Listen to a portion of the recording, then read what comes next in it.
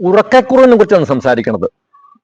പ്രമേഹമുള്ള 90% പേർക്കും ഇന്നല്ലെങ്കിൽ നാളെ ഉണ്ടാകാനിടയുള്ള വിഷയമാണ് ഉറക്കക്കുറവ്. ഉറക്കക്കുറവിന്റെ പ്രധാന കാരണം ന്യൂറോപ്പതി തന്നെയാണ്. പലരും പറയാണ് ഞാൻ ഉറങ്ങുന്നത് 12 മണിക്കാണ്, 2 മണിക്കാണ്, നേരം വെളുക്കാൻ സമയത്താണ് ഒന്ന് മയങ്ങിപ്പോണത്, ഉറക്കത്തിന് സുഖം കിട്ടുന്നില്ല, അതുകൊണ്ട് ഒരു അസ്വസ്ഥതയാണ് ജീവിതം മുഴുവൻ എന്ന് പറയുന്ന ആളുകളുണ്ട്. പലരും സ്ലീപ്പിംഗ് പിൽസ് കഴിച്ചിട്ടാണ് ഒന്ന് ഉറങ്ങണത്. നമുക്കറിയാം ഉറക്കഗുളി കഴിച്ച് ഉറങ്ങിയാൽ ആ ഉറക്കത്തിന് സുഖം കിട്ടില്ല, മയങ്ങനെ കിടക്കുമെന്ന് മാത്രമേ ഉള്ളൂ. ഇങ്ങനെ വിഷമിക്കുന്ന ധാരാളം ആളുകളുണ്ട്. അതുപോലെ ചിലർക്ക് ഒന്ന് ഉറങ്ങി കഴിയുമ്പോൾ ആയിരിക്കും മൂത്രം ഒഴിക്കാൻ തോന്നണത്, അപ്പൊ എഴുന്നേറ്റ് അതിന് പോയി, അത് കഴിഞ്ഞാൽ പിന്നെ ഉറങ്ങൂല. ഇങ്ങനെയുള്ള അനവധി പ്രശ്നങ്ങളുള്ള ആളുകളുണ്ട്. അപ്പൊ ഇതിന്റെ കാരണത്തിലേക്കാണ് നമ്മൾ വെളിച്ചം വീശണത്. ഈ ഉറക്കക്കുറവിന്റെ പ്രധാന കാരണം നമ്മളുടെ ബ്രെയിനിലെ സെല്ലുകൾക്ക് ആവശ്യമായിട്ടുള്ള ന്യൂട്രിയൻസ് കിട്ടാത്തതും അതുപോലെ ആവശ്യത്തിനുള്ള പ്രാണവായുവിന്റെ ഓക്സിജന്റെ ഡെഫിഷ്യൻസി ഒക്കെയാണ് ഇതിന്റെ കാരണം. അതിന്റെ കാരണം ന്യൂറോപ്പതി തന്നെയാണ്. കാരണം നമുക്കറിയാം പ്രമേഹം വന്നു കഴിഞ്ഞാൽ നമുക്ക് ഞരമ്പുകൾക്ക് എൻഡോസിൻ ഡിസ്ഫങ്ഷൻ ഉണ്ടാവും, ഞരമ്പുകളുടെ ഉള്ളിൽ സ്മൂത്ത് ആയിട്ട് ബ്ലഡ് ഒഴുകാത്ത അവസ്ഥ ഉണ്ടാവും. അതുപോലെ കൊളസ്ട്രോളും ഷുഗറും ഒക്കെ അടിഞ്ഞുകൂട്ടി അതിന്റെ വ്യാസം കുറഞ്ഞു പോകും, അതും ബ്ലഡിന്റെ ഫ്ലോയെ തടസ്സപ്പെടുത്തും. ബ്രെയിൻ എന്ന് പറഞ്ഞ തല എന്ന് പറഞ്ഞാൽ നമ്മളുടെ ഹാർട്ടിനേക്കാൾ ഉയരത്തിലാണ്, കീഴ്പോട്ട് ഗ്രാവിറ്റേഷൻ ഫോഴ്സ് അനുസരിച്ച് ബ്ലഡ് ഒഴുകിപ്പോവും, മുകളിലേക്ക് ബ്ലഡ് പമ്പ് ചെയ്ത് കയറ്റണം. ഈ പമ്പ് ചെയ്യാൻ നമ്മളുടെ ഹൃദയത്തിന് പൊതുവെ ശേഷി കുറവായിരിക്കും, മിക്കവാറും ഹൃദ്രോഗികളായിരിക്കുമല്ലോ നമ്മള്.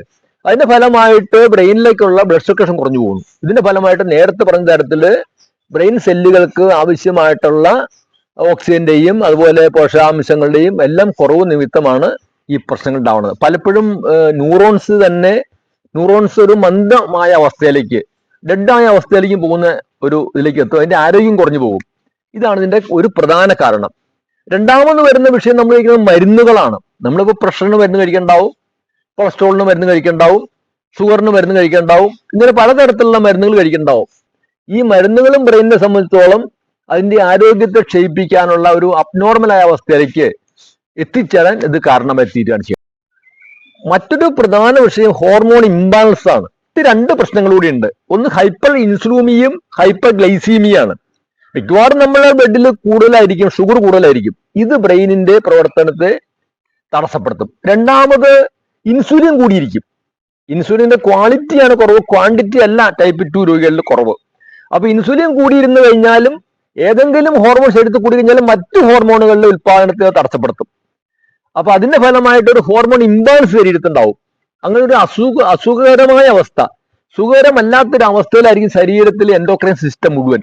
ഇത് ബ്രെയിനിന്റെ ആരോഗ്യത്തെയും ഉറക്കത്തിലേക്കുള്ള പോക്കിനെയും തടസ്സപ്പെടുത്തും. ഇങ്ങനെ പലതരത്തില് ശരീരത്തിനുണ്ടാവുന്ന വിഷയം കൊണ്ടാണ് നമുക്ക് ഉറക്കക്കുറവ് ഉണ്ടാവുന്നത്. ഇതുകൊണ്ട് സംഭവിക്കാൻ പോണത് ബ്രെയിനിലെ സെല്ലുകൾ വീക്കാവും, സെല്ലുകൾ ഡെത്താവും. ഇത് നമ്മളുടെ ഉറക്കക്കുറവ്, കുറച്ച് കഴിയുമ്പോൾ ഓർമ്മക്കുറവിനും അൾഷിമേഴ്സ് സ്ട്രോക്കിനും പലതരത്തിൽ പ്രശ്നത്തിന് കാരണമായിത്തീരും. ആശുപത്രി പോയി മരുന്ന് കഴിച്ചാൽ നമുക്കിത് പൂർണ്ണമായിട്ട് പരിഹരിക്കാമെന്ന് വിചാരിക്കരുത്. ഇതിന് വേണ്ടത് ശരിയായിട്ടുള്ള ഒരു ലൈഫ് സ്റ്റൈലിലേക്ക് വരിക, ശരിയായ ജീവിതചര്യയിലേക്ക് വരിക എന്നുള്ളതാണ്. പ്രമേഹം തന്നെ ഒരു ലൈഫ് സ്റ്റൈൽ ഡിസീസാണെന്ന് നിങ്ങൾക്കറിയാം.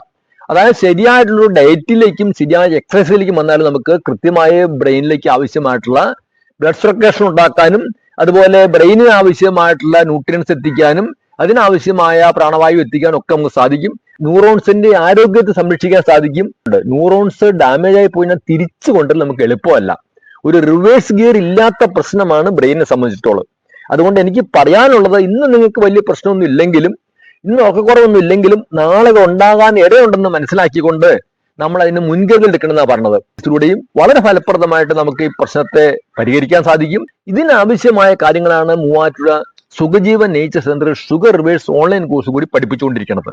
മരുന്നുകൊണ്ട് മാത്രം തടയാമെന്ന് നിങ്ങൾ ഏതായാലും വിചാരിക്കരുത്. അങ്ങനെ ഒരു മരുന്ന് ഇതുവരെ കണ്ടുപിടിക്കപ്പെട്ടില്ല എന്നാണ് സത്യം.